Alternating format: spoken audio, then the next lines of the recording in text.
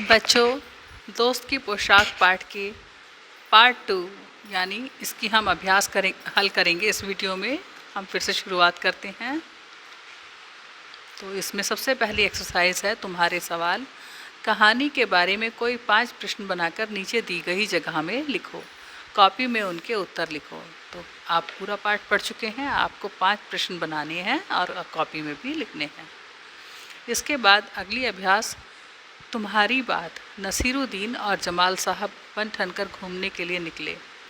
का, तुम बन ठनकर कहाँ कहाँ जाते हो। खा, तुम किस किस तरह से बनते ठनते हो। तो दोनों प्रश्नों के उत्तर आपको अपनी ही भाषा में लिखने हैं कॉपियों में। नेक्स्ट, तुम्हारी समझ से। का, तीसरे मकान से बाहर निकलकर जमाल साहब ने नसीरुद्दीन से क्या कहा होगा। खा, जमाल साहब अपने मामूली से कपड़ों में घूमने क्यों नहीं जाना चाहते होंगे। गा, नसीरुद्दीन अपनी अचकन के बारे में हमेशा क्या बताते होंगे, क्यों बताते होंगे। तो तीनों प्रश्नों के उत्तर आपको अपनी कॉपी में लिखने हैं। समझ में नहीं आएंगे तो फ़ोन करके पूछ सकते हैं, घर में भी अपने बड़े भाई बहनों से पूछ सकते हैं। गपशप, जब जमाल साहब और नसीरुद्दीन हुसैन साहब के घर से बाहर निकले तो उन्होंने अपनी बेगम को नसीरुद्दीन और जमाल साहब से मुलाकात का किस्सा सुनाया। उन दोनों के बीच में क्या बातचीत हुई होगी, लिखकर बताओ। बेगम, कौन आया था।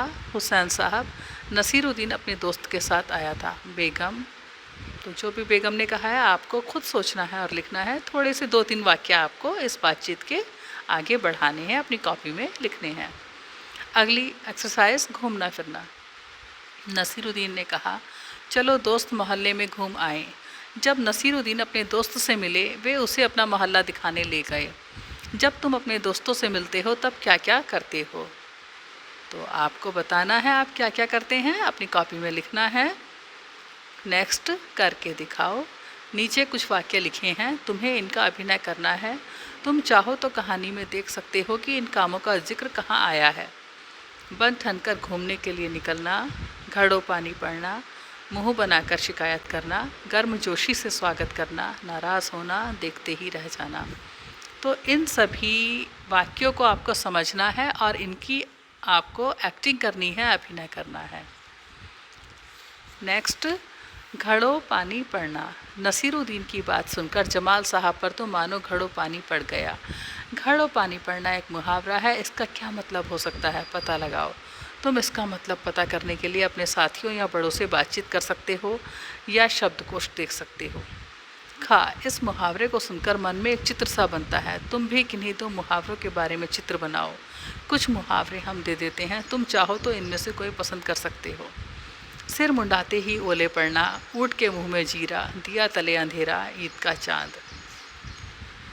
तो इन सभी वाक्यों को आपको सुनना है और एक चित्र आपको बनाना है, ठीक है। सिर मुंडाते ही ओले पड़ना, ऊँट के मुंह में जीरा, दिया तले अंधेरा, ईद का चांद। तो चारों मुहावरों के अर्थ आपको ढूंढने हैं, पूछने हैं, हमसे भी आप पूछ सकते हैं और आपको चित्र बनाने हैं। नेक्स्ट एक्सरसाइज, कौन है कैसा। नसीरुद्दीन एक भड़कीली अचकन निकाल कर लाए। भड़कीली शब्द बता रहा है कि अचकन कैसी थी। कहानी में से ऐसे ही और शब्द छांटो जो किसी के बारे में कुछ बताते हों। उन्हें छांटकर नीचे दी गई जगह में लिखो। देखें कौन सबसे ज़्यादा ऐसे शब्द ढूंढ पाता है। पुराना दोस्त, तो एक शब्द इसमें लिखा हुआ है, बाकी आपको ढूंढने हैं। भड़कीली, पुराना जैसे शब्द किसी के बारे में कुछ खास या विशेष बात बता रहे हैं, इसीलिए इन्हें विशेषण कहते हैं। नेक्स्ट एक्सरसाइज, पास पड़ोस। पड़ोस के घर में जाकर नसीरुद्दीन पड़ोसी से मिले। तुम अपने पड़ोसी बच्चों के साथ बहुत से खेल खेलते हो, पर क्या तुम उनके परिवार के बारे में जानते हो।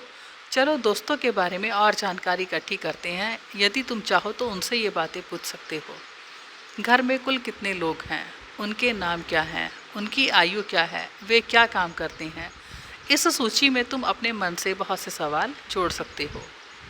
अगली एक्सरसाइज, शब्दों का हेर फेर। झूठा, जूठा, इन शब्दों को बोलकर देखो, ये मिलती जुलती आवाज़ वाले शब्द हैं। ज़रा से अंतर से भी शब्द का अर्थ बदल जाता है। नीचे इसी तरह के कुछ शब्दों के जोड़े दिए गए हैं, इन सब के अर्थ अलग अलग हैं। इन शब्दों का वाक्यों में प्रयोग करो। घड़ा, गढ़ा। घड़ा मीन्स वही मिट्टी का बर्तन जिसमें पानी रखते हैं। गढ़ा, गढ़ना, बनाना। घूम, झूम। क्लियर है। राज, राज। राज शासन करना, राज रहस्य।